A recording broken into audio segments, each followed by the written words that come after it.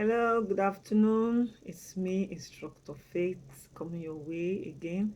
And I hope that this meets you well. How are you faring? How is life? And how is everything? How is your personal development plan going? Oh, sincere apologies. I've been away for some time because yours truly has been very, very busy and well, it's all for good, but thank God I'm back. All right, now we have been looking at personal development, healthy living and lifestyles, and we have veered into the aspect of the health care services that has to do with the social determinants of health, and we want to look at this aspect of healthcare services which has to do with health and lifestyles.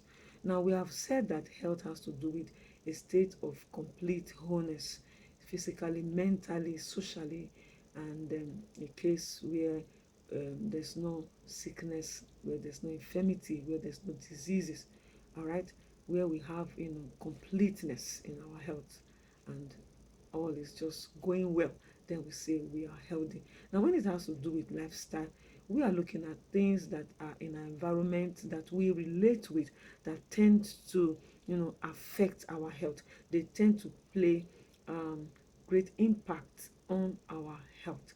And so we shall be looking at some of these things that will improve our health so that we can enjoy healthy living. Now, healthy lifestyle has to do with everything positive, whether practices, whether the exposures or things we, allow, permit in our lives. It could be relationships and all that that tend to improve our health. Such things are, called healthy lifestyle. So when you are engaged in whatever you're doing and is improving on your health, then I tell you to keep at it. I tell you to maintain it or even improve on it. But when the reverse is the case, please, you have to stop it. You have to desist from it so that you don't expose yourself to health hazards.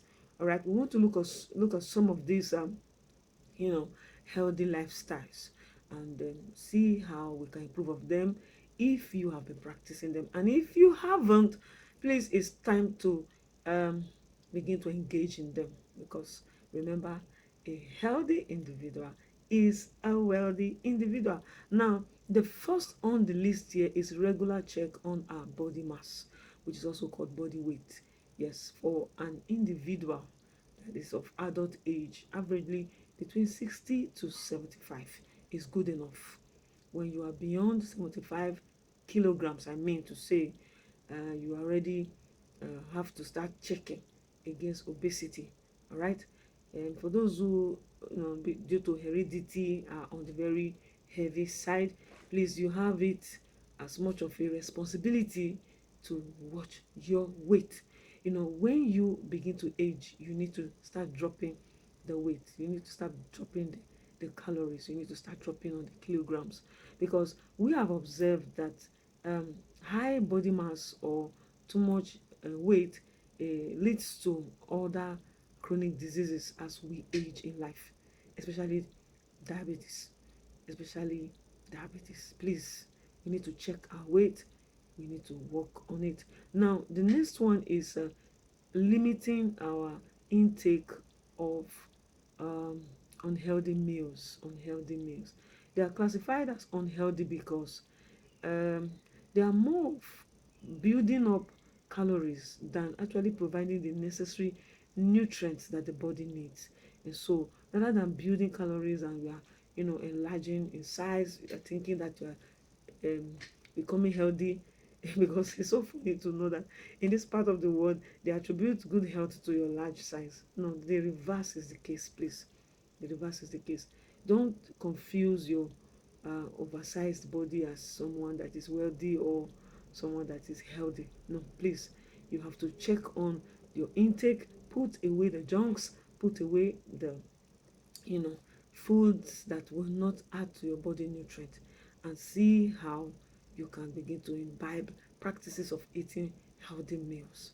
All right, now those of us who are into baking, the pastry industry, I want to sincerely advise, please, as you are preparing this stuff, be disciplined enough not to be taking the dough, the raw dough. It's very, very, very tempting, but do know you may not understand that you're already building up calories, and at the end of the day, you see yourself, becoming so big. I was a victim of that, and I had to discipline myself. I think it is better now.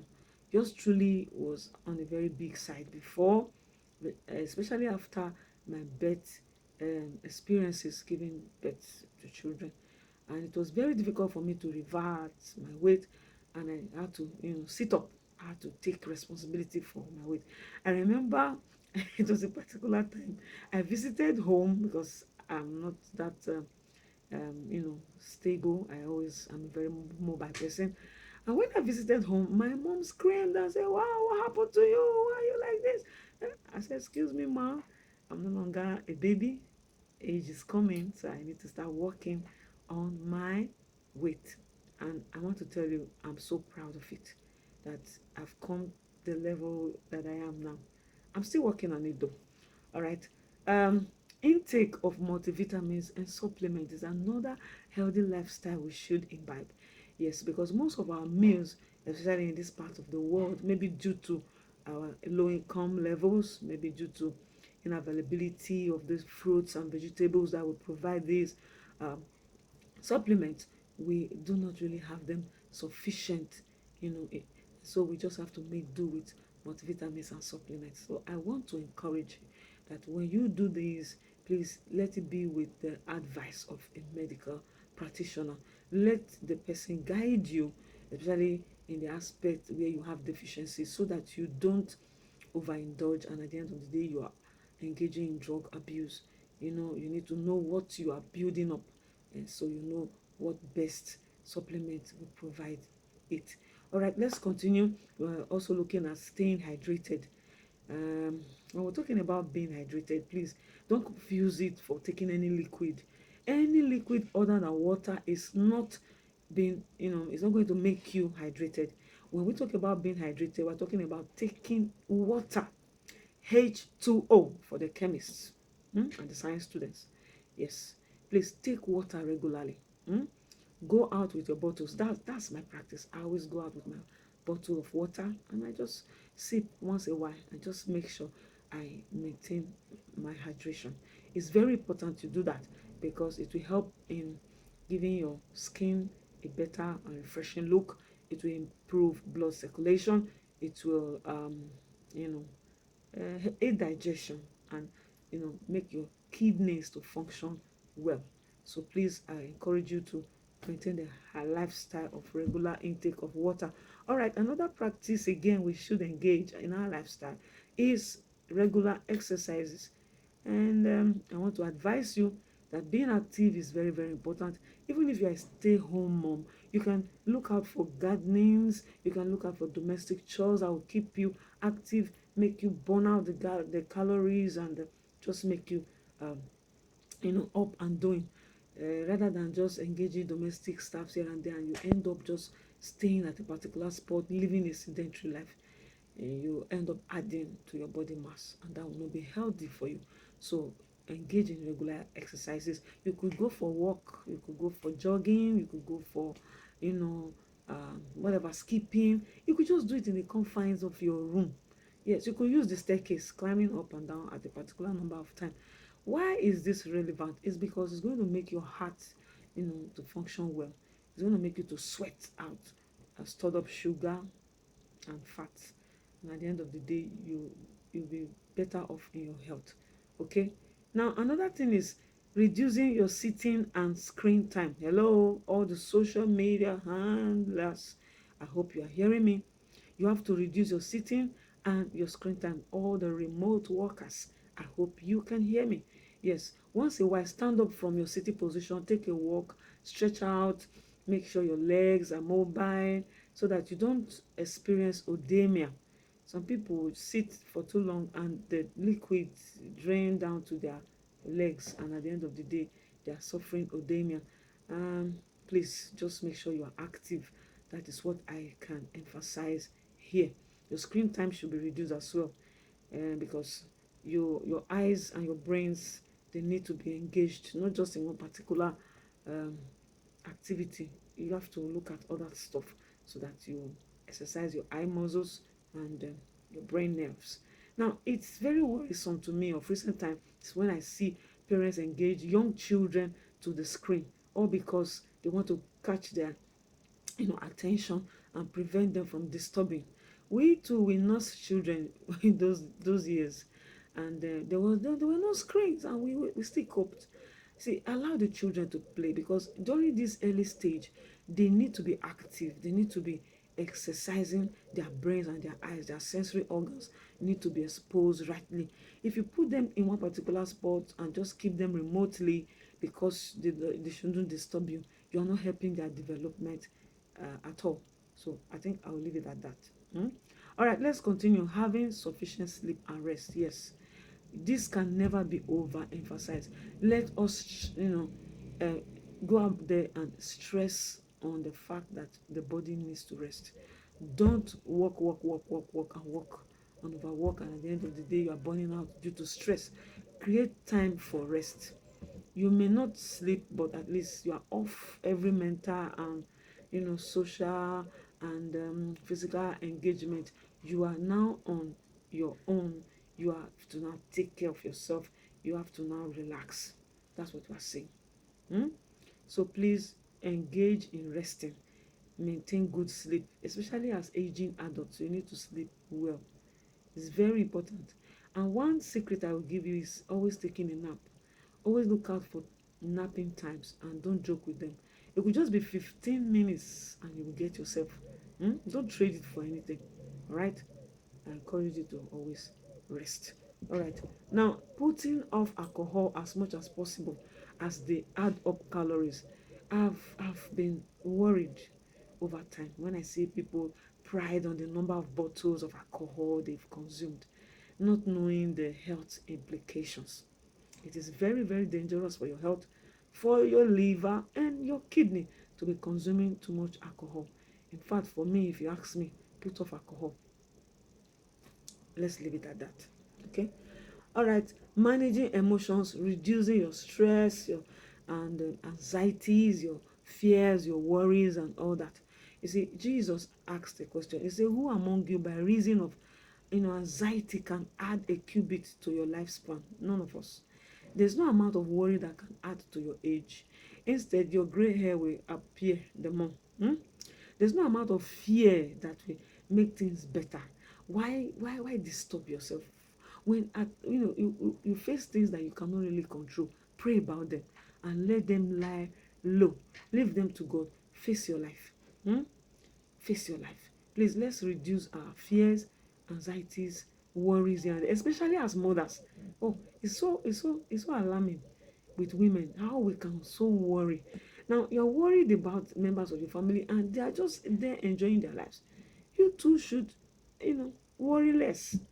Just pray. Prayer can reach everyone and everywhere, and things can be better when you engage in prayers. All right, let's continue. Track movements, track your sleep, and track your heart rate. That's another um, healthy lifestyle. Track your sleep. If you are not sleeping well, you should know that insomnia is setting in. Please control it fast before it becomes a true case of insomnia. It's very, very dangerous to the health. Track your movement pattern. If you see that you know you are moving and you're not moving rightly, please correct it so that you don't have bad postures. Bad postures have impact on your health. That's another topic. We'll look at postures that tend to affect our health. We'll come to that, but just as a way of introducing it, make sure you have a good body carriage that will make your health to flourish. And also track your heart rate. Please go for regular blood pressure checks. In fact, you can buy the device. I think all these e-commerce service providers, they have it available. You can get one for yourself. Always check your blood pressures and know how you are faring. Factors that tend to trigger your blood pressure should be put away. Things like high consumption of alcohol, high consumption of salt. Please watch it so that you don't overindulge and at the end of the day you face health hazard. Now, why are we looking at all these healthy lifestyles? Why is it so important? It's important because they have great impact on us, positive impact at that. They improve our mental, physical, and social health. When we engage in all these lifestyles, we are healthy physically, socially, mentally, and we are good to go. Again, it helps to prevent chronic diseases. Like I said, when you have healthy lifestyles, your exposure to chronic diseases will be very reduced, especially the one that has to do with diabetes and high blood pressure. It will be drastically reduced. It increases our energy. Anytime you engage in things like regular exercises, things like being hydrated, making sure your weight is not excessive, it will increase your energy levels and make you to perform better at whatever you do. Also, it improves our quality of life. When you put in efforts to maintain healthy lifestyles, you will have a quality life. Yours truly is a good example. You have a quality life. So I want to encourage you to do that. These are just the few ones I want us to look at. You could go on, research more, and then imbibe them. It's not enough to know, but much more is important to do what you know. All right. Till we meet next time, remember God believes in you. I believe in you. Please believe in yourself, and the top will always be your portion. Stay blessed.